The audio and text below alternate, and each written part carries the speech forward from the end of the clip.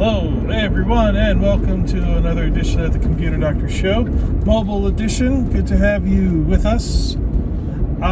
In this video, I thought I would go over 7 things that you should do if you know you've been hacked. Now, this is not if you think you've been hacked or if you feel that you've been hacked or you might have an inkling that you have. These are things that you should do to your computer when you know for a fact that you have been hacked.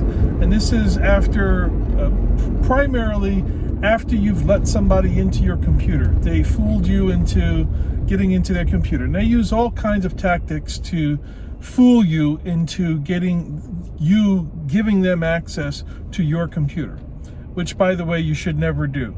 But they have all kinds of ways that they do that. So this is a list of things that you should do if this has actually happened to you, and now you want to reverse all of the effects of everything that possibly they did to you. Number one thing that you want to do is you want to change all of your passwords to all of your accounts. Okay, and that's the first and quickest thing that you should do. Actually, all of these things you should do as soon as possible. I don't think one thing is more important than the other. They're all important. Change your passwords. Change your email passwords, your bank passwords, credit cards, all of your financial institutions. If you have any investment accounts, or if you have anything having to do with your job, or anything having to do with billing, anything that you also any popular purchasing websites or cards that you may have. Some of the heavy favorites are Walmart, Target, Home Depot, Amazon is a big one, and eBay. So you want to make sure you change your passwords on all those kinds of things as soon as possible. The next thing you want to do is you want to check your browser history. The reason why you want to do this, to check your browser history, is if they are trying to take advantage of something in some way or exploit something. What they're going to do is they're going to try to go to multiple websites. They might go to or create a Western Union account. They may try to create or buy some sort of cash cards, Google accounts. You want to see everything that they've done. So far, I haven't come across any scammers that are smart enough to delete their browsing history. They all seem to leave their history in the browser cache. So go through those history. You can even start with the website that they first initially sent you to. And that first initial site, now you can see all the sites that they've gone to while they were using your computer. Okay? And you want to pay keen attention to which types of sites. So if they were at a Western Union site, you might want to double check with Western Union, for example, to make sure that they didn't create an account under your name. You also want to pay keen attention to if they happen to log in to any of the sites that you happen to have a login for. Okay, they may have been clicking into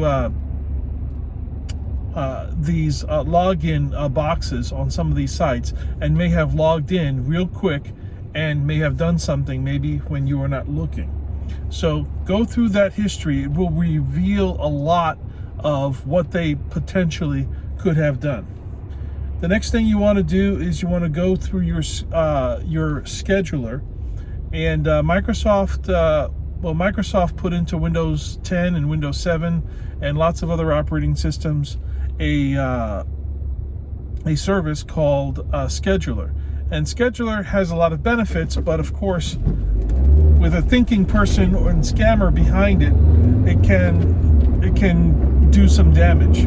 So what you want to do is you want to look for anything that was newly added into your scheduler. So you can just do a search from your desktop screen for scheduler.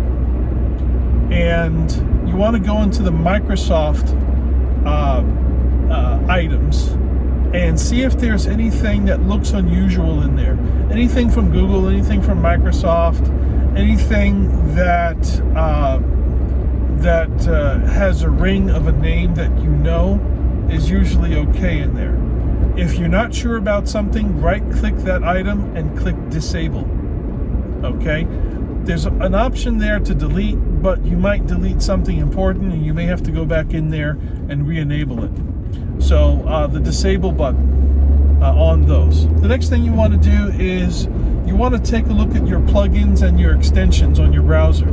So on some browsers call them plugins, other browsers call them extensions.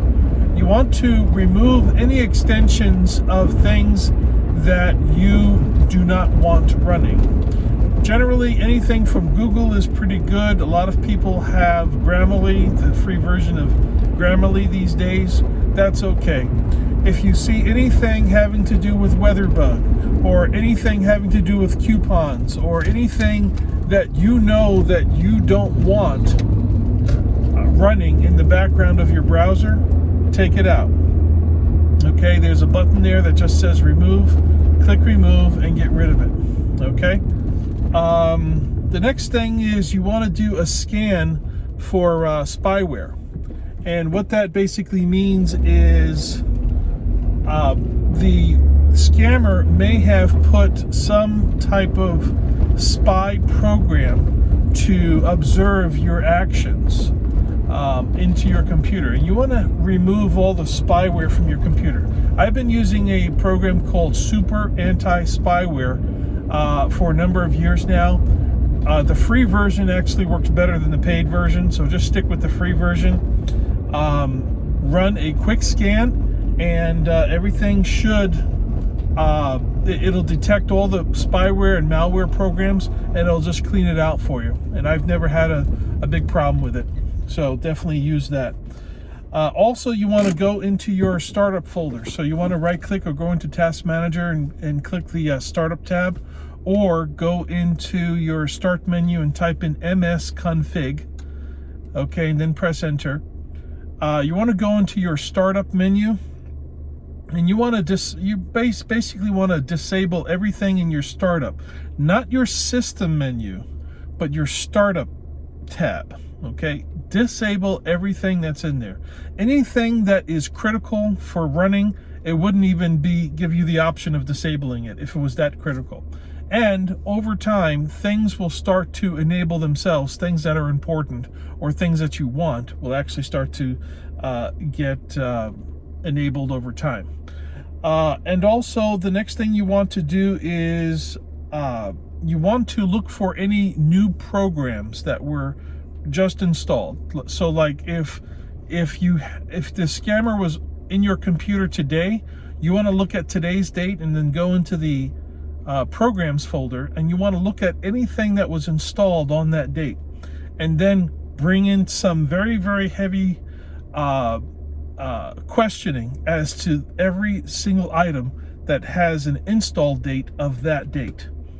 If it's not something that you don't know about, or something you don't want, or something that's not familiar to you, go ahead, click on it and uninstall it. Okay, and then after we're done with all that, restart your computer. Now, all of these steps are the same steps that I use when someone calls me and they say that they believe that they've been scammed. Of course, I always double check to make sure that they have been scammed first. But at the same time, these days, scammers are getting smarter and smarter, and they always find some way or some sort of excuse for you to give them information. They'll say it's an emergency. They'll say that you've already been hacked, and the action of you trying to unhack yourself is actually you getting further into the hack. Okay, so hope this information was helpful. Please subscribe and like my videos and my channel. And also listen to the Computer Doctor Show radio edition Saturdays at 2 p.m. right here. Well, not right here, but at my studio, KVOY 1030 The Voice. Thank you very much, and we'll see you in the next video.